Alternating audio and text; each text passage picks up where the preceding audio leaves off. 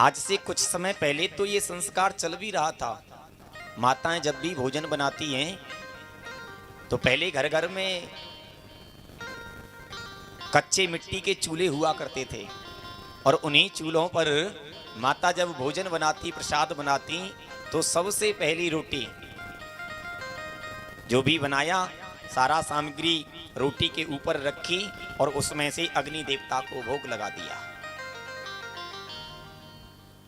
अग्नि देवता को भोग लगाया, अपने पूर्वजों के नाम से छोड़ दिया, अपने पितरों के नाम से भी चढ़ा दिया, सब देवताओं के नाम से भी अग्नि देवता में भोग लगा दिया। और फिर क्या करती?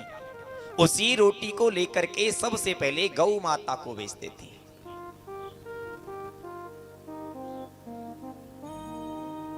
लेकिन अब करें क्या महाराज, माहौल इतना बदल गया, अब घर में चूल्हे, मिट्टी के चूल्हे ही नहीं है। अब तो घर घर में गैस चल गई है ना।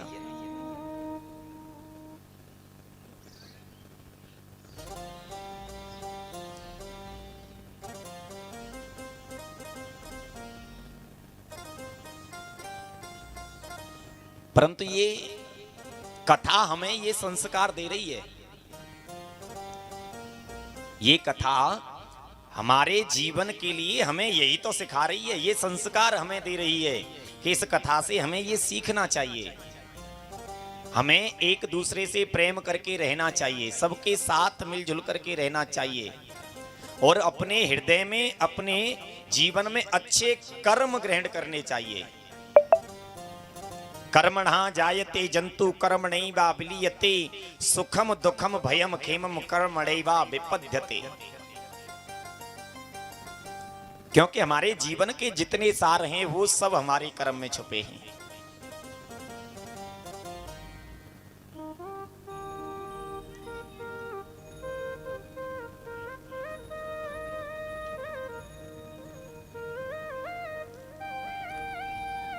और एक कर्म कर ले तू धर्म कर ले, आज भजन करने का मौका है। ये मौका जो मिल रहा है ना आज हमें, तुम्हें पता है कल मिलेगा कि नहीं मिलेगा? बताओ, किसी को पता है कल के बारे में?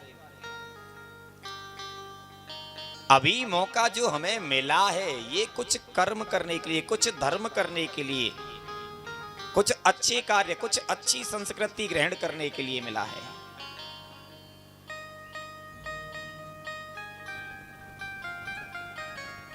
हमको अपने स्वार्थ से ज्यादा, जितना हम लोगों से स्वार्थ से संबंध बनाते हैं ना, स्वार्थ से ज्यादा हमें परोपकार की आवश्यकता है।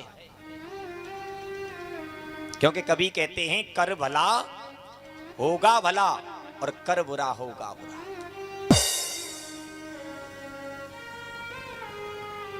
इसलिए हमें अपने स्वार्थ से ज्यादा परोपकार की बहुत आवश्यकता है। अब ये वर्णन चल रहा है ना कि अवधपुर वासी जितने भी हैं वो बड़े उदार और सभी परोपकारी हैं, सबका हित चाहने वाले, सबका कल्याण चाहने वाले, सबका सहयोग करने वाले, सबके साथ प्रीति निभाने वाले, और सब बड़े सरल रहते हैं महाराज। लेकिन अब करें क्या? अब हमारे अंदर, तुम्हारे अंदर इतना अभिमान बैठा है कि महाराज वो कुछ करने नहीं देता। करने की कभी कोई कल्पना भी जागृत हो मन में तो फिर अंदर जो हम अभिमान लिए हुए बैठे हैं अपनी धन का, दौलत का, पद का, है ये फिर करने नहीं देता। गोस्वामी जी महाराज कहते हैं, अस अभिमान जान जन भोरे, मैं सेवक रघुपति पति मोरे।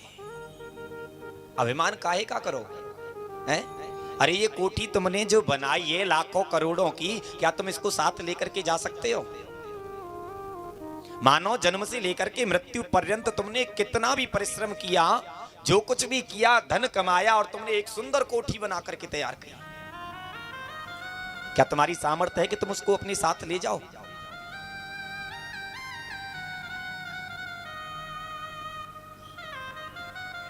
इस लोक से परलोक ले जाने की तो बहुत दूर की बात हो गई। प्रत्यक्ष में तुम यही समझ लो, अगर आप इंडिया से अमेरिका भी जाते हो ना, इंडिया से अगर अमेरिका भी जाते हो तो अमेरिका में इंडिया के जो नोट हैं, जो पैसे हैं, ये करेंसी इंडिया में नहीं चलती है। चलती है क्या?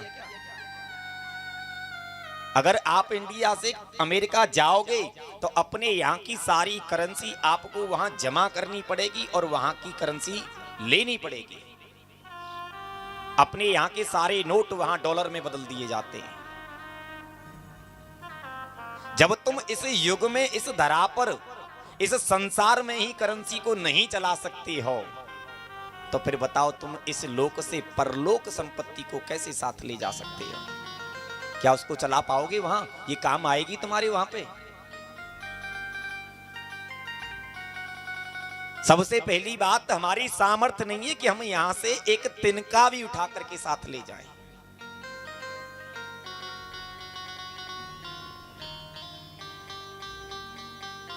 और दूसरी बात ये भी है महाराज, अगर तप बल से, मैं ये नहीं कह रहा हूं कि आपके अंदर सामर्थ्य नहीं है, मैं तो कह रहा हूं कि आपके अंदर खूब सामर्थ्य है, तुम सारा धन इकट्ठा करके ले जाओ, संसार के पूरे धन को इकट्ठा करके ले जाना।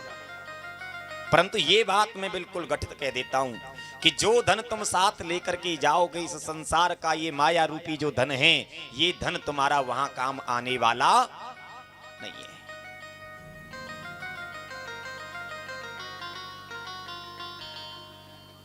वहां तो केवल एक ही धन काम आएगा।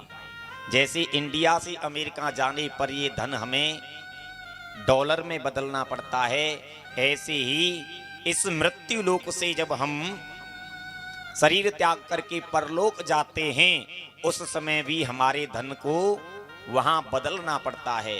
हमारे द्वारा यहाँ किए गए जो सत्कर्म होते हैं, जो दान पुण्य होते हैं, और जो प्रभु के नाम का स्मरण, जो राम नाम का धन होता है, उसको हम वहां जाकर के प्रयोग में ले सकते हैं। इसके सिवाय और कोई कुछ भी काम आने वाला नहीं है।